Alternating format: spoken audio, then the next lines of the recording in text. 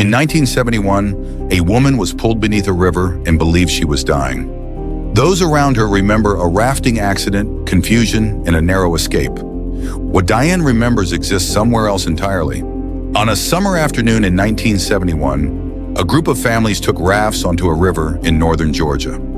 It was not meant to be dangerous. It was meant to be a break, a few hours on the water, nothing more. The river looked familiar to some of them. They had traveled this stretch before, but the water was lower than usual. The current behaved differently. Paths that were safe before were no longer there. Near the end of the run, one raft made a mistake that could not be corrected. What followed lasted only minutes in the physical world. But for one woman, it opened into something far larger. She did not describe panic. She did not describe confusion. She described a calm decision followed by separation. This is her account of what happened after she stopped fighting the river, and before she came back. Her name is Diane. At the time, she was rafting on the Chattahoochee River with family and friends in northern Georgia, while her husband was working nearby with a film crew. What she remembers does not begin with impact or fear. It begins after she made a decision to stop resisting the river. This is where her account begins. It is late summer in northern Georgia. The river is lower than it usually is, thinned by days without rain. The water still moves quickly, but its patterns have changed. Channels that were safe before are now shallow. Others are faster, more forceful, less predictable. On weekends, the families of the film crew spend time on this stretch of the Chattahoochee. Rafting is familiar. It is something they have done before. On this afternoon, 8 people are spread across several rafts moving downstream together. Diane is in one of them. Most of the run passes without incident. The rafts drift and correct themselves through the smaller rapids. Conversation carries over the sound of the water. There is nothing to suggest that this section will be different from the others. Then the current shifts. Near the final set of rapids, the raft turns at the wrong moment. It goes over a 4-foot drop backward and becomes trapped, pressed hard against the rocks by the force of the water. The raft does not move forward or free itself. It holds in place, caught in a hydraulic that keeps it pinned. Diane is thrown from the raft. She is forced down between the raft and the rocks, with the full weight of the river pouring onto her head. The water drives her under again and again. The current pulls her downward while the raft above blocks any clear path back to the surface. A man inside the raft grabs her arm. He tries to pull her up. The most he can manage is to help her reach the surface for a brief moment at a time, just long enough for a quick breath before the water drags her back under. There is no panic. She becomes aware, very clearly, that she is going to die. The only uncertainty is how it will happen. Being crushed against the rocks is painful. Drowning feels quieter. When her head breaks the surface again, she takes one last breath and tells him to let go. He does. The water pulls her under. She stops struggling. She relaxes into it. Everything goes black. What follows does not feel like darkness. Diane becomes aware that she is no longer in the water. There is no pressure on her chest, no struggle for breath, no sense of weight or force. The violence of the river is gone. She is above it. She is high enough to see the raft still pinned against the rocks below. She can see the white water folding in on itself, the same current that had held her under moments earlier. From this distance, it looks contained, almost orderly. She sees the 2 men still inside the raft, leaning over the edge, searching the water where she disappeared. Their movements are frantic now. They are shouting, but the sound does not reach her. The roar of the river feels distant, muted, as if it belongs to another place entirely. Downstream, she notices the other woman who had been thrown from the raft.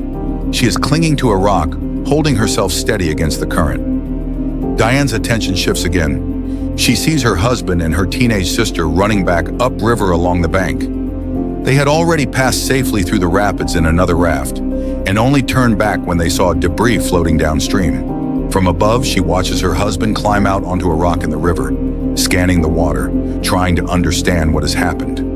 He does not know where she is. He only knows she is missing. He looks as if he might jump in. Instinctively, Diane moves toward him. She wants to stop him. She knows he is not a strong swimmer, and she knows there is nothing he can do. She reaches out. Her hand passes straight through him. She looks at her hand. In that instant, the meaning becomes clear. She understands that she is dead.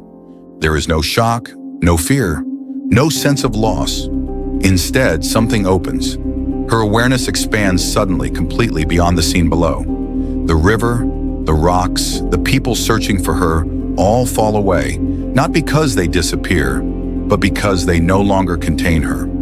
She is no longer limited to a single point of view. She becomes aware of reality as layered, vast, and interconnected. The physical world is only one narrow surface of something far larger. For a brief moment, she sees this structure all at once, as if everything exists simultaneously rather than in sequence. There is a brilliant flash of light. Within it is a feeling she has no language for. Love, but not as emotion, not directed, not conditional. It is total, overwhelming, and complete. Bliss comes closest, though it barely touches what she experiences. Then, just as suddenly, she is moving. She is drawn rapidly forward, traveling through what feels like a vortex, toward a white light far in the distance. Whether she is moving through it or it is moving toward her is impossible to tell. The sensation is fast but effortless. There is no fear. There is no body, and there is only awareness, carried forward, filled with joy, with the strange sense that this is not new, but remembered. As the movement continues, Diane becomes aware that she is not alone. There is a presence beside her, traveling with her at the same speed, without distance or effort, as if motion itself does not apply in the way it once did. She does not see this presence in a physical sense, but she recognizes it immediately. The recognition does not come from memory or appearance, but from familiarity. It feels known in a way that does not require explanation, as though it has always been there, accompanying her without needing to announce itself. There is communication, but it does not take the form of words. Meaning arrives all at once, complete and unmistakable, without sound or sequence. There is no misunderstanding, no need to ask questions. Through this exchange, Diane becomes aware that she has a choice. The light ahead grows larger as they move toward it, yet it does not feel overpowering or blinding. Instead, it feels warm, welcoming, and deeply familiar. There is no fear attached to it, no hesitation, no instinct to pull away. The closer she moves, the more certain she becomes that this is not something new, but something remembered. She does not want the experience to end. The idea of returning feels distant and unimportant. There is no sense of obligation, no concern for what has been left behind, no emotional pull toward the physical world.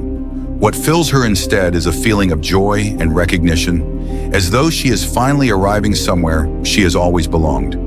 The presence beside her does not argue or persuade. It simply conveys that there is more for her to do in the life she came from, and that the choice to return remains hers. She hesitates. Then, without resistance or force, she passes into the light. What opens around her feels immediately real. The environment resembles the physical world in structure, but everything carries greater depth, clarity, and vibrancy. Light does not come from a single source, but seems to exist everywhere at once, illuminating without casting shadows. She sees landscapes that feel alive, mountains, lakes, open spaces filled with movement and presence. Colors are richer than anything she has known on Earth. Not exaggerated, but complete, as if nothing is missing. In the distance, she notices structures formed from something that resembles crystal. Some are vast and ornate, others simpler in form, yet all of them feel purposeful, as though they belong exactly where they are. Beings move throughout this place, not walking, but floating with ease. They do not have physical bodies, yet they are distinct and individual, present as fields of energy rather than form. They appear engaged in activity, creating, building, expressing, healing, without effort or strain. Life continues here, but without struggle. Once again, the presence beside her communicates that if she chooses to return, she will be allowed to carry knowledge back with her. Not in full detail, and not consciously at first, but enough to guide her and to help others when the time comes. As she considers this, her awareness shifts. Ahead of her, a tall, cone-shaped structure comes into view, rising far beyond what she can see. It feels significant, purposeful, and unmistakably important. She understands where she is being led. This is the place where knowledge is kept, and without hesitation, she moves toward it. The structure rises before Diane without a visible entrance in the way buildings have on Earth. There are no doors, no thresholds to cross, and no sense of being invited or denied. The moment she approaches, the space opens, and she moves inside as naturally as breath once moved through her body.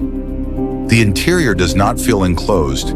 It expands upward and outward, vast beyond measurement, yet perfectly ordered. The walls are not walls in the usual sense, but surfaces of light and form that seem to exist to hold understanding rather than to contain space. As she moves upward, she realizes she is not walking or climbing. She is traveling effortlessly, spiraling higher through the structure without motion in the physical sense. Around her are what resemble shelves, stretching endlessly in every direction, filled with what she understands to be knowledge rather than books. Each presence holds entire lifetimes, histories and truths, complete and whole, not broken into words or pages. There is no need to stop and examine anything closely. Understanding does not require reading. As she passes through this space, awareness flows into her without effort, as though what is meant for her is simply recognized and absorbed. Time does not exist here. There is no sequence, no beginning or end, no sense of duration. Everything that can be known exists at once. Past, present, and future are not separate. They are different expressions of the same continuous reality. She understands the nature of existence in a way that feels both overwhelming and perfectly natural. She understands why life takes the forms it does, why souls enter physical bodies, why suffering exists alongside love, and how all experiences contribute to a larger unfolding rather than a single conclusion. This understanding is not intellectual, it is direct. There is no judgment attached to it, no reward, no punishment, only clarity. Every life, every action, every choice is seen as part of a broader movement toward growth and return. In the same moment that this expansion occurs, something changes. There is a sudden contraction, not painful, but decisive. Awareness begins to narrow. The vastness recedes, not because it disappears, but because it can no longer be held in the same way. And at the exact point where the colors dissolve into white light, Diane feels herself return. Her head breaks the surface of the river.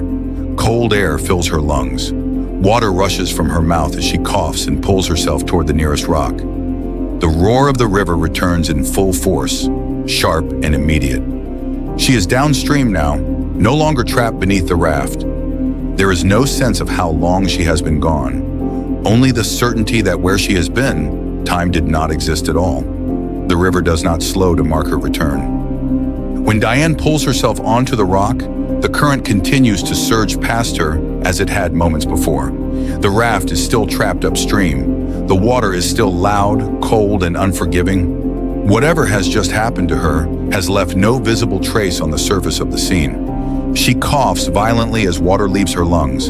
Her body shakes, not from fear, but from shock and cold. Her hands grip the rock tightly, as if grounding herself in something solid is the only way to remain present. She does not feel injured. There is no sharp pain, no broken sensation, no immediate awareness of harm. What she feels instead is disorientation. The physical world feels abrupt, dense, and heavy, as though she has been pressed suddenly into a narrower space. After a moment, she is able to move. She makes her way to the shore, helped by others once she is seen. The rescue does not unfold with urgency or drama. There is confusion instead. People are trying to understand how she surfaced downstream when they were still searching near the raft. No one is certain how long she was under the water. No one was watching a clock. Some estimate only a few minutes. Others believe it may have been longer. Diane herself has no reference point. Where she had been, time did not exist in a way that could be measured. She does not require medical attention. There are no visible injuries that demand immediate care. No broken bones, no bleeding, no collapse. She is cold, shaken, and exhausted, but alive and able to move on her own. This absence of damage is difficult for others to reconcile with what they witnessed. Those who saw her pinned beneath the raft are certain she could not have survived without serious injury. Those who searched the water are certain she was gone long enough that they feared the worst. Yet here she is, breathing, speaking, standing on the riverbank. Diane does not try to explain what happened. There is no language available to her yet. What she experienced does not fit easily into the concern of the moment, which is focused on safety, on equipment, on getting everyone off the river. As the adrenaline fades, something else becomes clear to her. The world feels different, not visually altered, not unreal, but changed in weight and tone. Ordinary sounds feel louder, colors feel flatter. The physical body feels heavy in a way she had never noticed before. It is not unpleasant, but it is unmistakable. Later, as the day ends and the group returns, the gap between what she experienced and what others observed remains. She knows she was somewhere else. She knows she returned, but she also understands even then that what she carries back cannot be demonstrated or proven. It exists only as memory and awareness, intact and vivid, but entirely internal. The river moves on. The accident becomes something others will recount briefly, then set aside. For Diane, it does not end there. It is only the beginning of living again, with the knowledge of where she has been and the uncertainty of how to hold it in a world that never left the river. In the days and weeks that follow, Diane does not try to make sense of what happened by explaining it to others. She does not feel compelled to convince anyone, and she quickly realizes that there is no language that can carry the full weight of what she experienced. When she does speak about it, she notices how easily the story slips away from her listeners. Some are polite, some are skeptical. Others try to reduce it to panic, oxygen loss, or imagination. None of these reactions surprise her for long. What surprises her is how little they matter. The experience does not fade. It does not soften with time or lose its clarity. If anything, it becomes more present as the years pass, not because she revisits it constantly, but because it quietly reshapes the way she moves through the world. Her fear of death is gone. Not replaced with belief or certainty, but with familiarity. Death no longer feels like an ending she must prepare for or avoid thinking about. It feels like a transition she has already crossed once and remembers even if she cannot fully describe it. What changes instead is how she values life. Small problems lose their urgency. Conflicts that once felt overwhelming begin to feel temporary and incomplete. Her priorities shift, not toward withdrawal, but toward depth. Growth matters more than comfort. Understanding matters more than accumulation. She becomes less interested in fitting into expected paths and more interested in following what feels true, even when it disrupts the shape of her life. Relationships change. Choices are made that others do not always understand. There are moments of difficulty. Being dismissed hurts. Being misunderstood isolates. There are long stretches when she keeps the experience private, not out of doubt, but out of respect for how easily it can be reduced when spoken aloud. And yet the memory remains intact. It does not intrude. It does not demand attention. It exists quietly as a reference point she carries within her, shaping how she understands fear, loss, and the unknown. She does not claim answers. She only claims what she remembers.